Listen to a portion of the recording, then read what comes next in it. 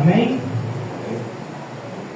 Jonas capítulo 1, verso 1. O Senhor deu esta palavra a Jonas, filho de Amitai: apronte-se e vá à grande cidade de Nínive. Anuncie meu julgamento contra ela, pois vi como seu povo é perverso. Somente até aqui, não feche sua Bíblia que nós vamos ler mais. Então, no primeiro momento, nós somos apresentados um servo do Senhor conhecido como Jonas. Jonas significa pomba, e pomba, mensageiro. E filho de Amitai significa filho da verdade. Então, Jonas era mensageiro, filho da verdade. Se nós formos em 2 Reis, verso 14, 25, está escrito: Jeroboão II recuperou os territórios de Israel entre Lebo-Hamate e o Mar Morto, conforme o Senhor, o Deus de Israel, havia anunciado por meio de Jonas, filho de Amitai, profeta de Gat-Hefer. Então, Jonas já era um profeta, estava já acostumado, naturalizado a ouvir a voz de Deus. Mas agora, ele ouve a voz de Deus, escuta o que o Senhor quer e foge para outro lugar. Diga comigo: familiaridade. Quando você começa a entrar num lugar de desobediência, muitas das vezes ela ocorre quando você começa a se transformar as coisas como natural. Deus está aqui. Está no louvor, está quente, 1000 graus. Ei! Deixa eu sentar. Deus está aqui. Fazer o quê? Certo? E nós estamos normalizados com a presença de Deus. E nós não vemos o quão privilegiados nós somos. Tem cristãos na Nigéria sendo mortos. E nós estamos aqui negligenciando a presença do Senhor. Amém? Aí Deus aparece no meio do culto. Imagina você está aqui no meio do culto, no meio do louvor. Aí o céu está aqui. Aí Deus fala: vá para o seu trabalho e fala para a sua empresa amanhã. Você abre o seu trabalho. Não. Você pega o ônibus para ir para São Paulo e foge do seu trabalho. Até que ponto nós vamos desobedecer a Deus? No primeiro momento que o Senhor leva a palavra para Jonas, ele dá uma direção: vá a Nínive. Aí vamos ler no verso 3. Jonas se apontou, mas foi na direção contrária, a fim de fugir do Senhor. Desceu ao porto de Jope, onde encontrou um navio que estava de partida para Tarsis, comprou uma passagem para Tarsis e embarcou para Tarsis, a fim de fugir do Senhor. Vocês perceberam que o texto fala sobre Tarsis 3 vezes? Isso é só uma eloquência para demonstrar o quão doido era a atitude de Jonas ao fugir do Senhor. Mas se você for olhar o mapa do Oriente Médio, Jonas faz sentido ele ir para Tarsis, mas se ele está indo com a intenção errada. Se Jonas tivesse ido do caminho que ele foi, ele sairia aqui e Nínive ali. Ele foi para cá, seria mais fácil ele ir para cá, para evitar a região da Samaria, que é uma região de gentios, de pessoas perigosas. Aí ele poderia dar a volta, mas não, ele estava pegando o caminho correto, mas com a intenção errada.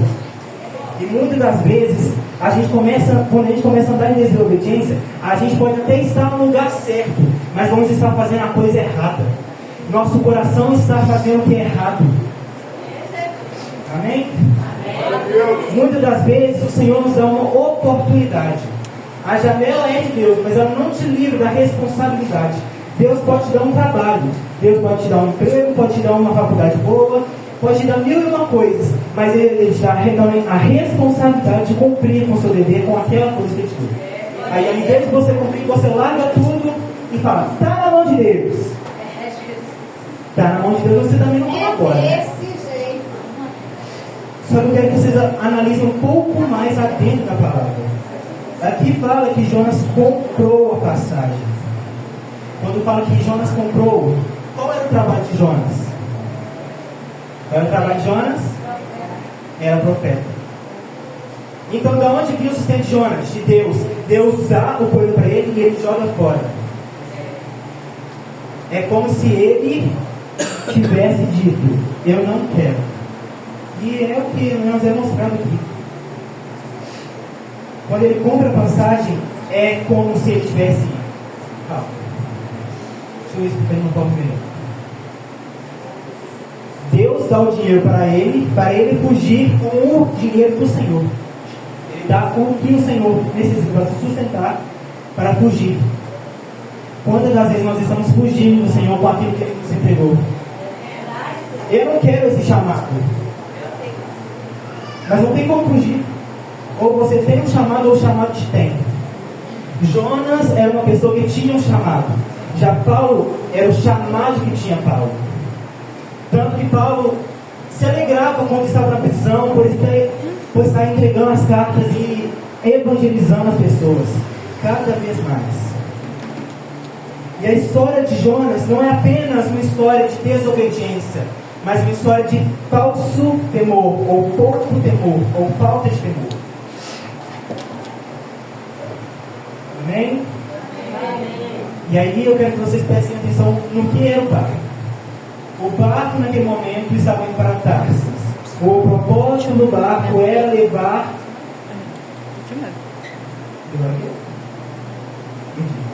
O propósito do barco era levar. Gente. Glória a Deus, aleluia, Senhor. Eita, glória a Jeová. O navio era um navio de carga. O propósito do navio era pegar a carga de Jope e levar a Tarsis. E Jonas havia o propósito de levar a mensagem para Nínive, não é para Tarsis. Quando Jonas entra no barco com um propósito diferente do barco, sabe o que isso significa? Se você está fugindo do seu propósito, qualquer lugar te cabe. Se você está fugindo para um lugar, beleza. Se você tem um propósito, alguns lugares não vão te caber. E agora, sempre que você estiver fugindo, qualquer lugar te cabe. Aí vamos para Jonas do 1 ao 4. 1, 4 e 5. O Senhor, porém, enviou sobre o mar um vento forte e caiu uma tempestade tão violenta que o navio estava prestes a despencar. Com muito medo, os marinheiros clamavam a seus deuses para que socorressem e lançavam ao mar para deixar o navio mais leve. Fala comigo. Temeram.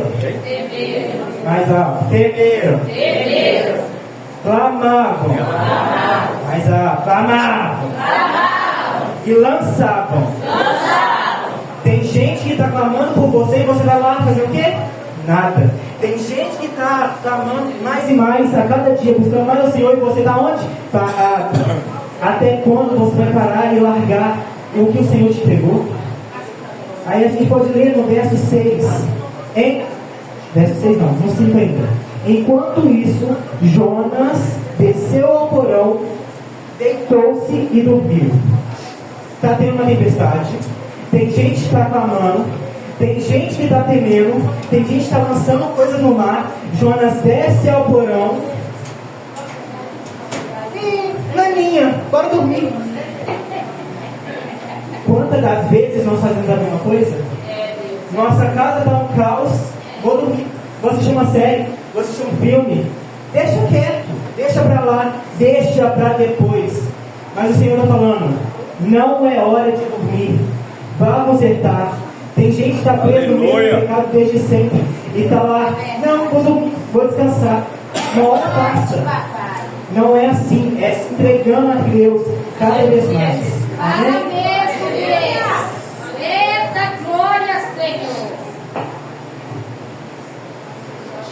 Agora no verso número 6. Então o capitão desceu para falar com ele. Como pode dormir numa situação dessas? Disse: levante-se e olhe a seu Deus. Quem sabe ele prestará atenção em nós e poupará nossa vida. Então a tripulação tirou sorte para ver qual deles havia ofendido os deuses, e causando a terrível tempestade. Quando tiraram a sorte, eles indicaram que Jonas era o culpado. Porque essa tempestade terrível veio sobre nós? Perguntaram: quem é você Qual a sua profissão? De onde vem? Qual sua nacionalidade? Aqui nesse momento, a gente está tão focado aqui em o que está acontecendo lá, está todo mundo lá caindo. Aí o Jonas estava dormindo, o capitão vai lá: ó querido, você está dormindo no meio de uma tempestade, onde está quase todo mundo morrendo, você vai dormir, vai descansar, levanta e vai ajudar lá fora. Ele levanta e é. Aí eles jogam tipo um tarô para descobrir quem que é que ofendeu Deus. Aí o que Jonas fala? No verso 9. Jonas respondeu: sou hebreu e temo ao Senhor, o Deus dos céus, que fez os mar e a terra. Eu te pergunto, como é que ele pode dizer que ele teme a Deus, sendo que a tempestade é culpa da falta de temor dele? É que a gente está tão focado na mentira, ela faz tão parte da nossa vida, que nós conseguimos falar de Deus sem perceber, sem lembrar dele. Jonas estava falando de quem? De Deus. E estava falando de quem? De Deus. O cara tinha teologia. Eu sirvo um Deus que criou os céus e a terra. Como que antes teme se a culpa da tempestade é dele? Muitas vezes o nosso pecado não influencia só nós, mas influencia as pessoas que estão ao nosso redor. A nossa falta de temor vai influenciar muitas pessoas de nós. E tem gente que está pagando preço para sair de alguma coisa que é culpa nossa.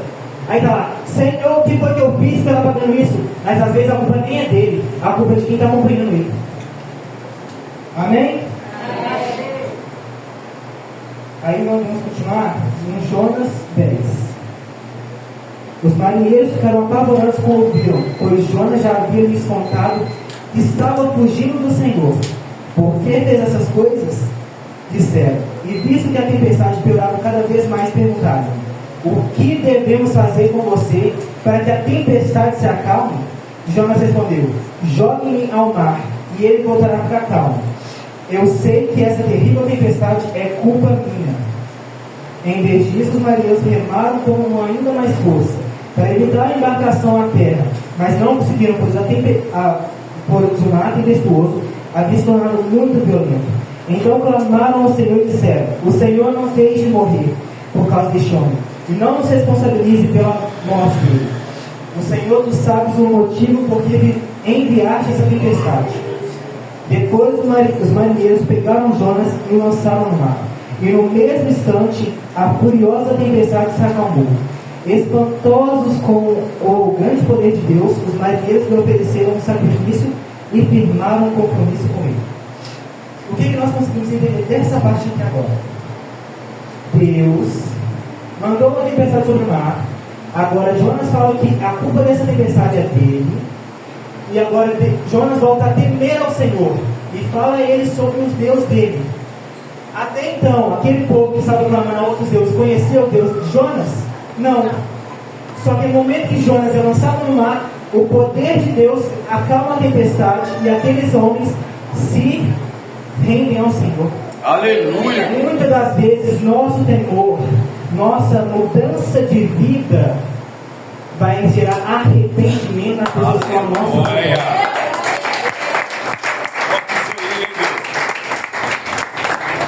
A Bíblia diz que a criação espera pela manifestação dos filhos.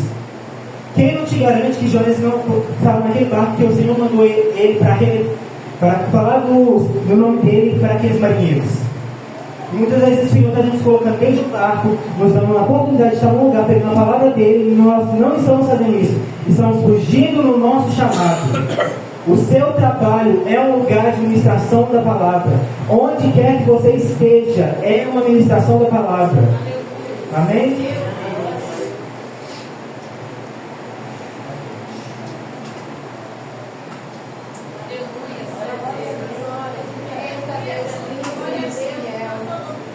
Aí em Jonas 17, 1:17, o Senhor fez um grande peixe engolir Jonas, e ficou dentro do peixe por 3 dias e 3 noites. Jonas é lançado no mar, e pela grandiosa piedade do Senhor, ele é livrado da morte. Que peixe o Senhor vai ter que te usar para trazer de volta para a presença? Tem gente lá fora que está falando: eu quero ir para a presença do Senhor e não consigo. E você que está na presença quer falar: eu quero sair. Por quê? Qual vai ser o seu grande peixe para trazer de volta? E quando eu falo de grande peixe, eu quero dizer que chegar perto da morte. Porque quando Jonas é atacado no mar, não havia esperança nenhuma de um peixe engolir ele. Era morte na certa. E aí em Jonas, no capítulo 2, Jonas dentro do peixe faz uma súplica ao Senhor. E essa súplica é como se ele estivesse fora do peixe. No capítulo 2, verso 6, ele diz: afundei até os alicerces dos montes, fiquei preso na terra, cujas portas se fecharam para sempre. Mas tu, ó Senhor, meu Deus, me resgataste da morte. O Senhor nos resgatou da morte, quando morreu numa cruz por nós. Amém? Encontramos nossa cruz. E agora nós vamos analisar um pouco a oração de Jonas. Capítulo 2. Então, de dentro do peixe, Jonas orou ao Senhor, seu Deus, e disse: em minha angústia clamei ao Senhor, e ele me respondeu. Gritei da terra dos mortos, e tu me ouviste. Nas profundezas do oceano me lançaste, e afundei até o coração do mar. As águas me envolveram, fui encoberto pelas tuas tempestuosas ondas. Então eu disse: tu me expulsaste da tua presença, e no entanto olharei de novo para o teu santo templo. Afundei debaixo das ondas, e as águas se fecharam sobre mim. Algas marinhas enrolam em minha cabeça. Afundei até os alicerces dos montes. Fiquei preso na terra, cujas portas se fecharam para sempre. Mas tu, ó Senhor meu Deus, me resgataste da morte. Quando minha vida se esvai, me lembrei do Senhor, e minha oração subiu a teu santo templo. Os que adoram falsos mestres dão nas costas para as misericórdias de Deus. Eu, porém, oferecerei sacrifícios a ti, com cânticos de gratidão. E cumprirei todos os meus votos, pois o Senhor veio livrar mim. Amém? Em que momento Jonas fala: Deus, perdoa eu? Onde? Por que a gente fica pedindo perdão? Se não é para arrepender de verdade. O arrependimento não começa quando a gente pede perdão. Perdão, a gente só fala quando é criança. A gente fica parecendo criança quando falamos perdão. Desculpa de novo. Eu peguei, desculpa. Arrependimento é mudança de vida. Aleluia! Em momento algum é falado de perdão, pois o ato de arrependimento é diferente do pedido de perdão. E aí a gente pode ir para Lucas 15.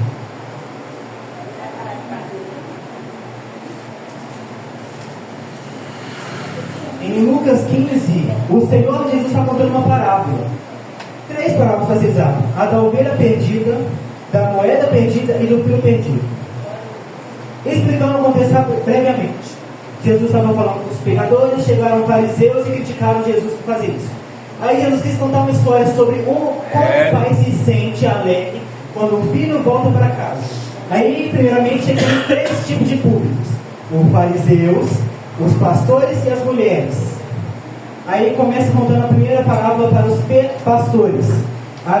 Se você tiver 100 ovelhas e perder uma ovelha, acaso não buscará uma ovelha?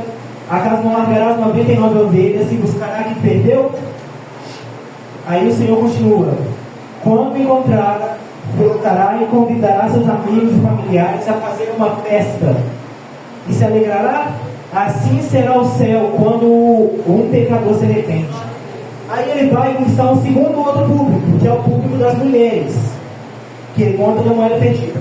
Você estando em um casamento e tendo 10 moedas de prata, perdendo acaso não limpará a casa inteira, quando achar, convidará suas amigas e vizinhas e fará uma festa sobre ter encontrado essa moeda? Assim será o reino dos céus. Aí ele entra em uma terceira história, que engloba todos os filhos e os fariseus. Todos conhecem essa história, que o filho pede a herança do pai, vai para uma ilha, um lugar, gasta toda a sua herança, aí começa a passar fome naquele lugar, e aí ele vai trabalhar para o Senhor e vai ordenhar porcos. Quando ele vai ordenhar esses porcos, ele com fome queria comer das coisas que os davam aos porcos. E não podendo ninguém dar a ele, ele se arrependeu. No verso de número 17, quando finalmente caiu em si, disse: até os empregados de meu pai têm comida de sobra, e eu estou aqui morrendo de fome. Vou retornar à casa de meu pai e dizer: Pai, pequei contra o céu e contra o Senhor. Eu não sou mais digno de ser chamado seu filho. Por favor, trate-me de como seu empregado. Olha o que ele disse: Pai, pequei contra o céu e contra o Senhor. Eu não sou mais digno de ser chamado seu filho. Por favor, trate-me como um escravo.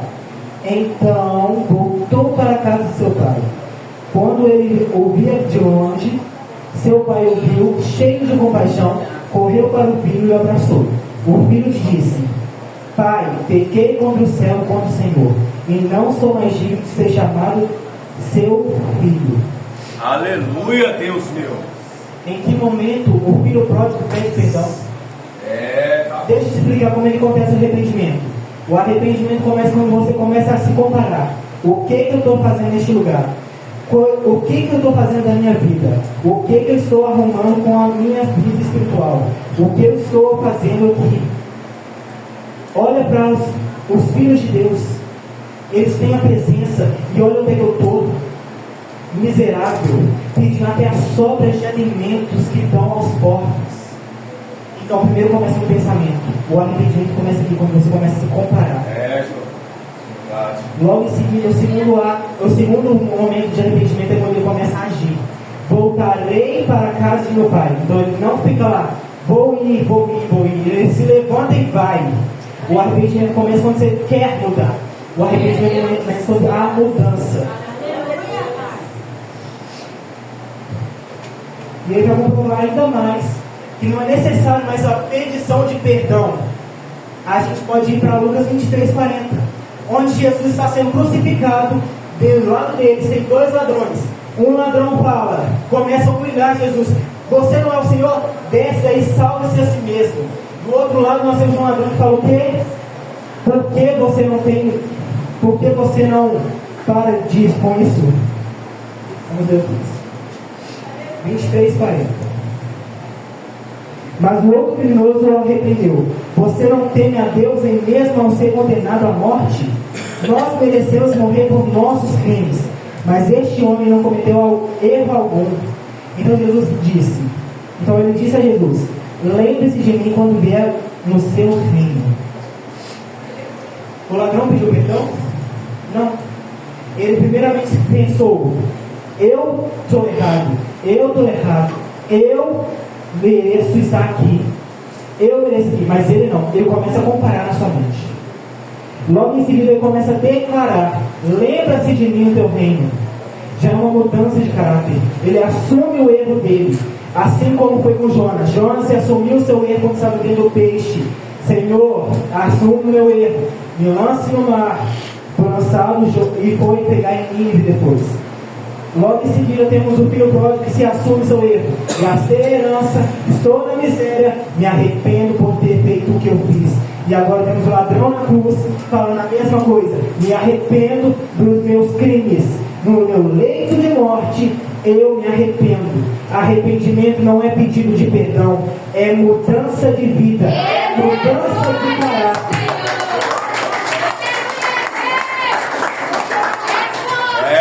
E é tempo de arrependimento. Não se contente mais em viver nessa petição de perdão. Mude, pois, o seu caráter para ser mais parecido com Cristo.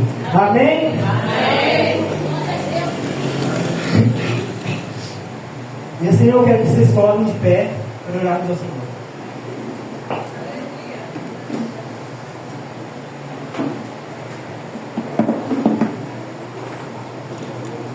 Senhor, eis-nos aqui cansados de pedir perdão. Muda, pois, nosso coração. Gera verdadeiro arrependimento, Senhor. Uma mudança de caráter de verdade. Que seja mudança divina mesmo. Que seja da água para o vinho. Que não seja, Senhor, mais uma repetição. Que não seja apenas mais um pedido de perdão, mas que seja mudança de caráter. Mudança de vida. Vem, Senhor, nessa noite sobre nós. Nos ajude a permanecer mais e mais firme na Tua palavra. Que nós não venhamos nos desviar, nem para a esquerda, nem para a direita. E que não seja necessário um peixe para nos trazer de volta para a Tua presença.